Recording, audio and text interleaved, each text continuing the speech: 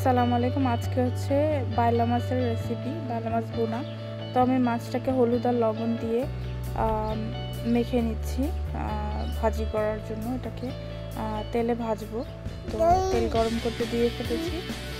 ওটার ভিতরে এখন আমি এক এক করে মানে মাছগুলো দিয়ে দিব। গরম হলে আর কি, তেলটা যখন গরম হবে তখন গরম তেলে দিতে হবে, না হলে এটা আস্তে আস্তে নরম হয়ে যায়। যেহেতু এই মাছটা একটু নরম প্রকৃতির হয়, তো এটা ভাজার জন্য একদম গরম তেলের ভিতর দিলে বেটার। তো এই তো আমি, যেহেতু আমার কড়াইটা ছোট ছিল, মাছগুলো মোটামুটি বড় সাইজের ছিল, আর যেহেতু আমি যদি বেশি মাছ দিই তাহলে হবে কি, মাছগুলো ভেঙে যাবে আর পানি ছেড়ে দিয়ে মাছগুলো একদম নষ্ট হয়ে যাবে। এই জন্য আমি হালকা হাতে আর কি অল্প অল্প করে বারবার করে ভেজে নিচ্ছি, যাতে আমার মাছগুলো নষ্ট না হয়।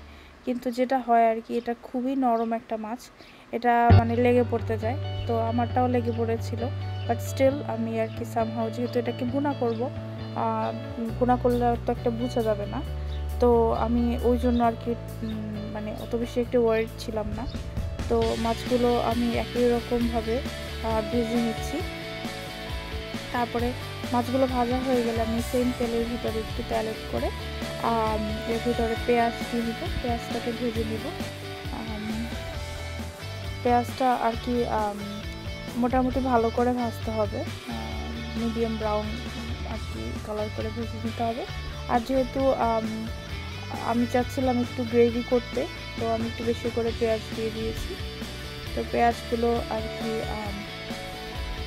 যখন ব্রাউন কালার হয়ে আসবে এরকম, তখন আমি এটার ভিতরে হচ্ছে গার্লিক স্ম্যাশ করে দিয়ে দিব। গার্লিক আমার কাছে বাটা থাকলে বাটা ইউজ করবেন, আর যদি স্ম্যাশার থাকে তাহলে স্ম্যাশ করে দিবেন। আমার কাছে এই স্ম্যাশারটা ছিল, আমি এটাতে স্ম্যাশ করে দিয়েছি। আর হচ্ছে যদি স্ম্যাশারও না থাকে তাহলে কেটে ইউজ করবেন। তো আমি তারপরে এটার ভিতরে রসুনটা ভাজতে দিইনি, তার মধ্যে পানি দিয়ে দিই যাতে এটা পুড়ে না যায়। তো আমি পানি দিয়ে তার ভিতরে এক এক করে মশলা দিয়ে দিই। ফার্স্টে হলুদ দিই, হলুদটা আমি অত বেশি ইউজ করবো না, এই জন্য অল্প করে হলুদ দিই। তারপরে মরিচ দিয়ে নাড়াচাড়া দিয়ে দেখে নিচ্ছিলাম যে আমার আর মশলার দরকার কিনা। তারপর কাঁচামরিচ, মশলার মানে খুবই অল্প ইউজ করি আমি, আর কাঁচামরিচ দিই ঝালের জন্য।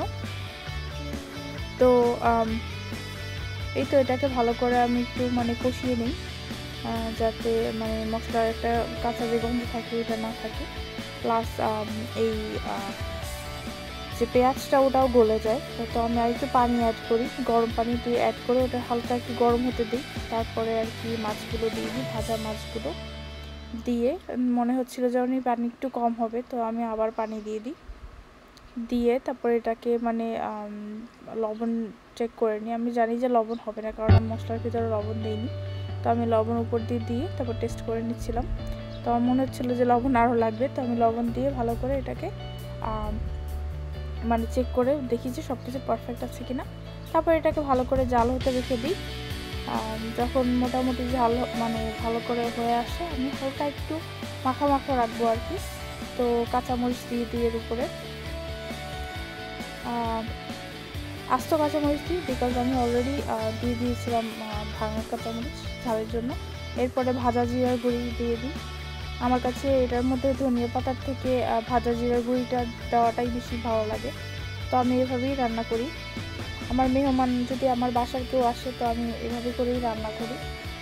যারা পছন্দ করে আমার এই বাইলা মাছটা রান্না করা, তাদের জন্য করি। তো এই তো তারপর আস্তে আস্তে ধিমো আছে আর কি তেলটা উঠিয়ে নিই, যাতে একটু তেল উঠা থাকে। তো তারপর সার্ভ করে নিব, দ্যাটস ইট।